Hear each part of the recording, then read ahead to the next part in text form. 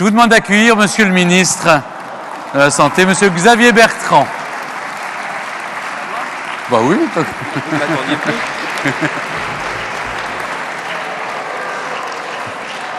Bien, mesdames et messieurs, je ne voudrais pas prolonger davantage cette formidable soirée, mais je suis venu vous présenter personnellement mes excuses de n'avoir pu être présent tout à l'heure. Je n'étais pas très loin d'ici. J'étais retenu au Sénat pour l'examen d'un texte qui a duré plus longtemps que prévu.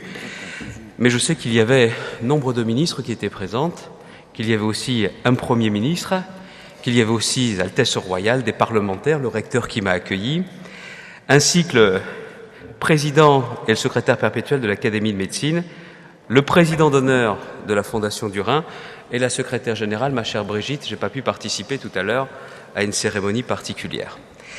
Ce que je voulais vous dire, c'est que même si je n'ai pas pu être présent au début, il était important pour moi, en tant que ministre de la Santé, de saluer l'engagement de la Fondation du Rhin dans la lutte contre les maladies rénales.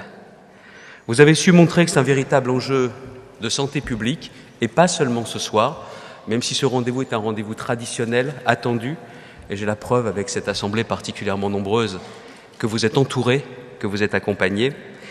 Mais je voudrais aussi saluer tous les membres de votre fondation qui s'engagent bénévolement avec les partenaires, avec les généreux donateurs qui répondent présents chaque année. La Fondation du Rhin, c'est une belle aventure. Je ne vais pas revenir sur sa genèse, je voudrais simplement me réjouir avec vous des résultats qui ont pu être obtenus dans tous les domaines de la prise en charge des maladies rénales.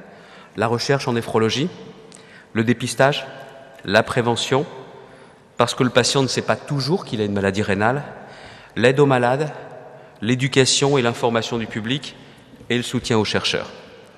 Le chemin parcouru est considérable et j'ai la chance dans mes précédentes fonctions d'avoir pu déjà vous accompagner. Je voudrais vous dire aussi, avec Nora Béra, que le ministère est complètement engagé à vos côtés. En France, ce sont près de 3 millions de personnes qui souffrent d'une maladie rénale et 9 000 nouveaux patients doivent être traités chaque année en dialyse, avec un nombre, hélas, qui ne fait que progresser. Est-ce une fatalité, cette progression? Je ne le pense pas. Grâce à votre action, grâce peut-être à nos efforts conjugués. Voilà pourquoi la mobilisation doit se poursuivre, aussi bien dans le domaine de l'information que de la prise en charge. Je me souviens notamment, sur l'insistance de Brigitte Lantz notamment, que lors de mon précédent passage au ministère de la Santé, une carte maladie rénale a été réalisée pour mieux informer les médecins, chargés des structures de dialyse et assurer les liaisons entre les médecins et le néphrologue. Cette carte va être prochainement numérisée et elle va permettre d'être un lien avec le réseau Rhin et avec le dossier médical personnalisé, ainsi qu'avec tous les autres spécialistes concernés. Quant à la recherche, je suis sensible au fait que vous valorisiez aussi bien la recherche clinique que la recherche plus fondamentale, avec l'Association française contre les myopathies, la Fondation de la recherche médicale et les sociétés savantes de néphrologie. Je voudrais saluer en particulier le succès obtenu dans le cadre de l'appel d'offres Investissement d'avenir par le réseau coordonné par Bénédicte Stengel. C'est un réseau qui va mettre en œuvre la plus grande étude de cohorte de patients jamais réalisée sur la maladie rénale chronique dans notre pays, en suivant plus de 3000 patients pendant 5 ans. Et ces chiffres, ça n'est pas pour battre des records, c'est tout simplement pour avoir le maximum d'informations et d'améliorer la prise en charge. Ça va permettre de mieux identifier les facteurs de risque de la maladie, de mieux prévoir son évolution et d'évaluer les modes de prise en charge, et aussi de positionner la France au plus haut niveau de la recherche internationale. Je voudrais revenir enfin avec vous sur un sujet qui me tient particulièrement à cœur, dont j'ai découvert aussi une dimension non pas médiatique, mais la dimension familiale, intime, personnelle, avec Richard et Marie Berry. Je voudrais revenir sur la greffe rénale et sur l'insuffisance de dons d'organes. 3500 patients sont greffés chaque année. C'est beaucoup peut-être? Non. Parce que 7000 patients sont en attente de greffe. Et on ne peut pas accepter cette situation. J'ai pris des engagements devant l'Assemblée nationale dans le cadre de la loi bioéthique en indiquant qu'avant l'été, je veux faire de nouvelles propositions pour que la loi Caillavet que nous connaissons, qui est certainement la plus belle loi qui soit véritablement appliquée partout et par tous. Voilà pourquoi je souhaite que sous l'égide du ministère, de nouvelles campagnes d'information soient lancées à destination du grand public.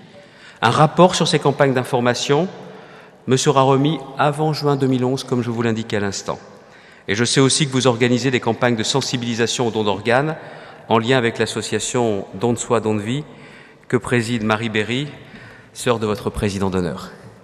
Par ailleurs, comme vous le savez, j'ai soutenu en première lecture le texte sur la bioéthique qui vise à autoriser les dons croisés d'organes afin d'augmenter le nombre de greffes.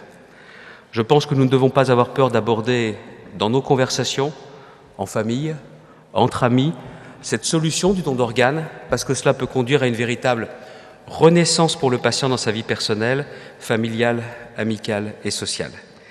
Mesdames et messieurs, la Journée mondiale du rein, elle s'ouvre dans quelques heures. Elle s'ouvre demain.